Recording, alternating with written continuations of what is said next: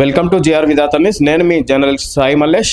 ఈరోజు ముఖ్యంగా ఇక్కడ హైదరాబాద్లో రోహింగ్యాల ప్రభావం ఎక్కువగా ఉందని చెప్పవచ్చు. ఇక్కడ ఉగ్రవాదులకు ఇండైరెక్ట్గా ఒక స్థావరం కల్పించినట్టుగా భావిస్తారు. ఈ విధంగా దాని మీద హైదరాబాదు రోహింగ్యాల ప్రభావానికి గురవుతున్న సందర్భంగా దాని మీద చర్చించడానికి BJP Uppal division president Phanindra గారు మనతో ఉన్నారు.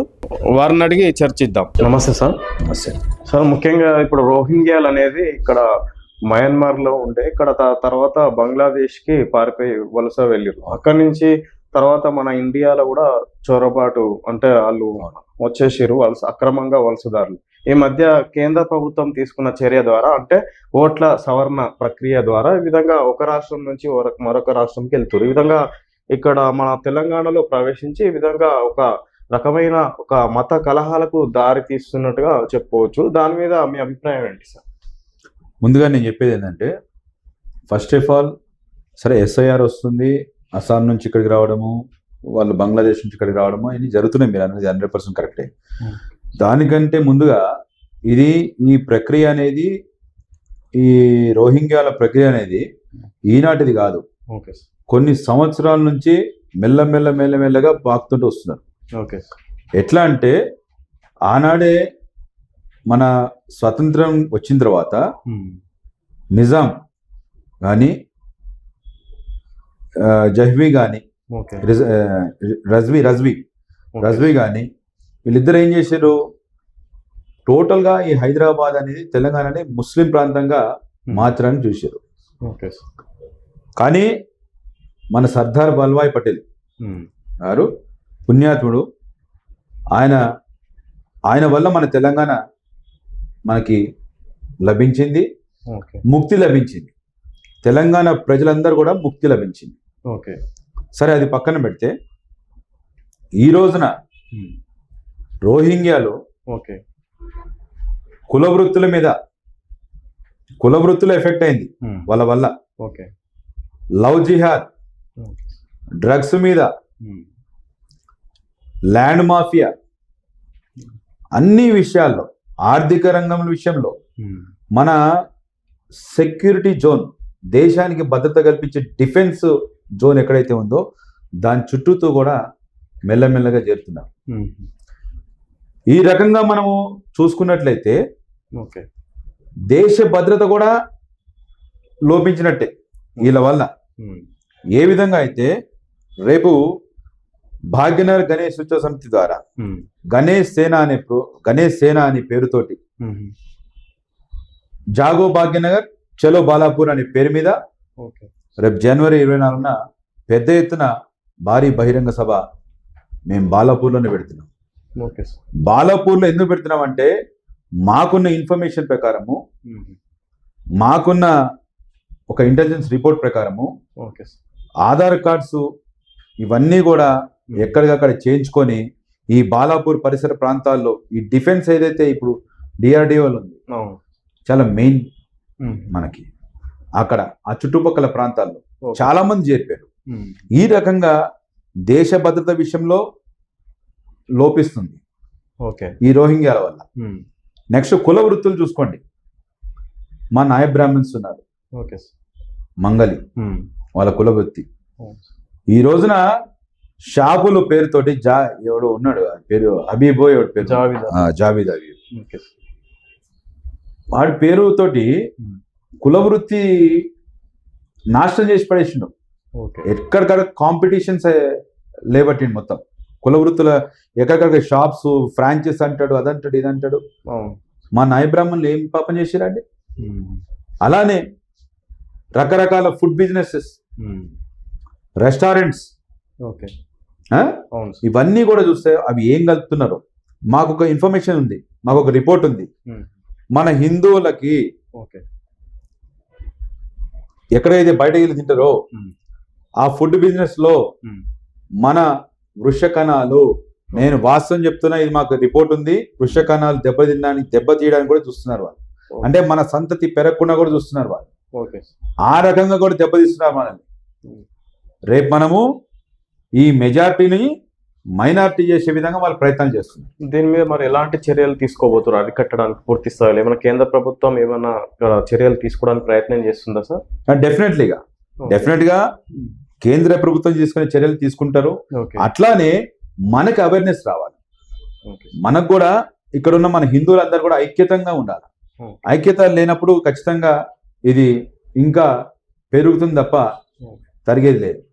దీని విషయంలో ఇంకోటి చెప్తాను, డ్రగ్స్ విషయంలో, డ్రగ్స్ కానీ ఆర్థిక వ్యవస్థ కానీ, ఇప్పుడు ఒకటి ఎగ్జాంపుల్ చెప్తాను. ఆధార్ కార్డులు చేయించుకుంటున్నారండి. చేయించుకున్న తర్వాత ఇప్పుడు ప్రభుత్వ యొక్క పథకాలు ఉంటాయి, ఉచిత పథకాలు ఉంటాయి. ఉదాహరణకు డబుల్ బెడ్రూమ్స్ ఉన్నాయి. అంటే బిలో పవర్టీ పీపుల్ కి government is giving double bedroom. Okay, దాని కింద అసలైన వాళ్ళు మన తెలంగాణ ప్రజలు వాళ్ళ ఆర్థికంగా బిలో పవర్టీ పీపుల్ అంతా కూడా వాళ్ళకి కాకుండా వీళ్ళకి కట్టబెడుతుంది ప్రభుత్వం. ఇప్పుడున్న రాష్ట్ర ప్రభుత్వం వాళ్ళకి ఎంకరేజ్ చేస్తుంది. నేను చెప్తున్నా కదా, బాజాప్తా చెప్తున్నా, కాంగ్రెస్ ప్రభుత్వం వాళ్ళకి మొన్ననే ముఖ్యమంత్రి, సాక్షాత్ ముఖ్యమంత్రి గారు ఇది ముస్లిం లేదు కాంగ్రెస్ లేదు, కాంగ్రెస్ లేదు ముస్లిం లేదని చెప్పి అన్నాడు. అయితే ఈ విధంగా డబుల్ బెడ్రూమ్స్ విషయంలో కూడా వాళ్ళకే ఎంకరేజ్ చేస్తుంది రోహింగ్యాలకు.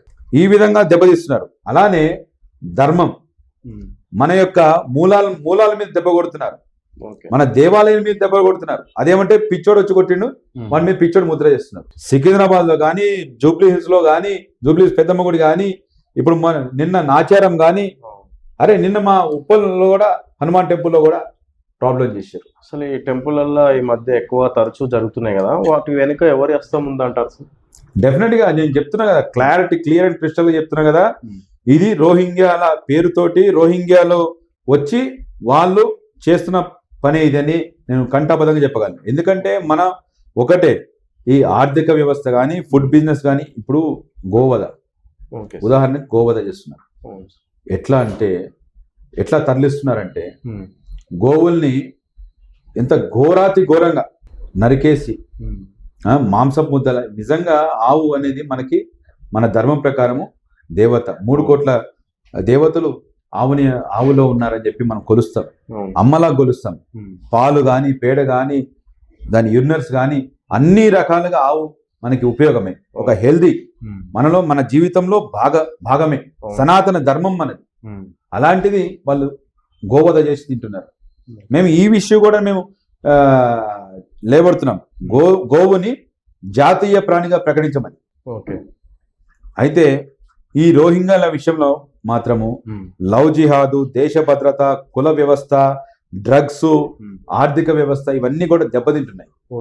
సో ఖచ్చితంగా మేము రేపు బాలాపూర్లో బహిరంగ సభ ద్వారా ఖచ్చితంగా మేము ఈ రోహింగ్యాల్ని తరలించే విధంగా, ఇక్కడి నుంచి తరిమి కొట్టే విధంగా మేము ఈ రాష్ట్రాన్ని మేము ఖచ్చితంగా అడుగుతాం. వారు తరిమేయకపోతే రాష్ట్ర ప్రభుత్వాన్ని కూడా మేము ఖచ్చితంగా ప్రశ్నించి ఎక్కడికక్కడ అరికడతామని చెప్పి నేను మీడియా ద్వారా తెలియజేస్తాను. ఎక్కడైతే ఈ కాంగ్రెస్ ప్రభుత్వం ఉందో 100% చెప్తున్నా కదా, కాంగ్రెస్ ప్రభుత్వం ఎక్కడైతే ఉందో టోటల్గా సపోర్ట్ చేస్తుంది రోహింగ్యాలకి. ఎందుకంటే ఓట్ బ్యాంకింగ్. అరే నాయన, నీకు మొత్తం హిందువులందరినీ వధ చేస్తున్నారని ఆయన పక్కనున్న బంగ్లాదేశ్లో మొన్న చూశారు కదా మీరు, ఏమైందో. దాస్ అనే వ్యక్తి ఉరి తీసేసారు, కాల్ చేశారు. ఇట్లా జరుగుతున్నాయి, వరుస జరుగుతూనే ఉన్నాయి. ఇప్పుడు అంటే నీకు దేశ భద్రత లోపిస్తుందని చెప్పి మేము మొత్తుకుంటుంటే డైరెక్ట్గా ఒక తమ్ముడు చెప్పినట్టు సోషల్ మీడియాలో వైరల్ అవుతున్నాయి. ఇక్కడికి రండి, తెలంగాణ గవర్నమెంట్ ఫుల్ సపోర్ట్ చేస్తుంది, కర్ణాటక గవర్నమెంట్ ఫుల్ సపోర్ట్ చేస్తుంది, మనకు అన్ని పథకాలు ఉన్నాయి, ఇక్కడ అన్ని ఉచిత పథకాలు ఉన్నాయి, అన్ని హ్యాపీగా మనం ఉండొచ్చు ఇక్కడ. అంటే ఇది వచ్చిపోనీకి ఏమన్నా ఏదా జాగిరా ధర్మసత్రం ఏమన్నా? నేను అడుగుతున్న కాంగ్రెస్ ప్రభుత్వాన్ని, ఇప్పుడున్న రాష్ట్ర ప్రభుత్వాన్ని, నువ్వు ఎందుకు అరికట్టట్లేదు దీని మీద?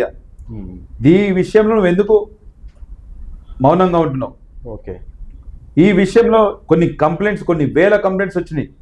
నన్ను ఎందుకు యాక్సెప్ట్ చేయట్లేదు? పోలీసులకు ఎందుకు డైరెక్షన్ ఇవ్వట్లేదు? మన ఇంటెలిజెన్స్ ఎంత ఫార్వర్డ్ ఉంది, ఎక్కడ చీమ చిట్టుకుమంటే ఇమీడియట్ గా తెలిసిపోతుంది. అలాంటి ఇంటెలిజెన్స్ ఉంది మన దగ్గర, అలాంటి పోలీసులు ఉన్నారు, అలాంటి మేధావులు ఉన్నారు.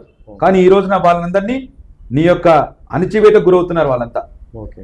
నీ యొక్క ప్రభుత్వం ద్వారా నీ అధికారం అడ్డం పెట్టుకొని నువ్వు అణచివేస్తున్నావు వాళ్ళందరినీ. ఓకే. ఒక్కసారి వాళ్ళని వదులు, నా అన్నలు ఐఏఎస్లు ఐపీఎస్ అందరిని వదులు, కరెక్ట్గా నీ చేతిలో గుప్పెళ్ళు పెట్టుకున్నావు, నువ్వు వాళ్ళని వదిలి చూడు. రోహింగ్యాలు ఒక్కరున్నాడు ఇక్కడ. ఓకే. నేను మళ్ళీ ఈ మీడియా ద్వారా చెప్తున్నా, ప్రతి ఒక్కరికి మన హిందువులు కూడా ఐక్యంగా ఉండాలి. ఈ రోజున పోరాడేది ఖాళీ ఒక సామాజిక హిందూ మాత్రమే. అందరూ కూడా రేపు సామాజిక హిందువులాగా మారాలి. నేను మొన్న ఇంటర్వ్యూలో కూడా చెప్పిన, ఒకడు నామమాత్ర హిందూ, ధార్మిక హిందూ వ్యతిరేకి, సామాజిక హిందూ ఒక్కడే కొట్లాడుతున్నాడు. ఈ రోజున మేము బాజాబ్తో కొట్లాడుతున్నాం, రేపు మళ్ళీ కొట్లాడతాం, మా ప్రాణాలు కూడా అడ్డు పెడతామని చెప్పి మీడియా ద్వారా తెలియజేస్తున్నా. రేపు ఖచ్చితంగా జనవరి 24న బాలాపూర్లో జాగో భాగ్యనగర్ చలో బాలాపూర్ పేరు మీద భాగ్యనగర్ గణేష్ ఉత్సవ సమితి గణేష సేన అనే పేరుతోటి పెద్ద ర్యాలీగా తీస్తుంది. ఖచ్చితంగా ప్రతి ఒక్క ఈ మీడియా ద్వారా తెలియజేస్తున్న ప్రతి ఒక్క హిందూ బంధువు ఐకమత్యంగా వచ్చి ఆ యొక్క వేదికని సక్సెస్ చేయాలని చెప్పి నేను కోరుకుంటున్నాను మీ ద్వారా. ఓకే. జై శ్రీరామ్. Thank you.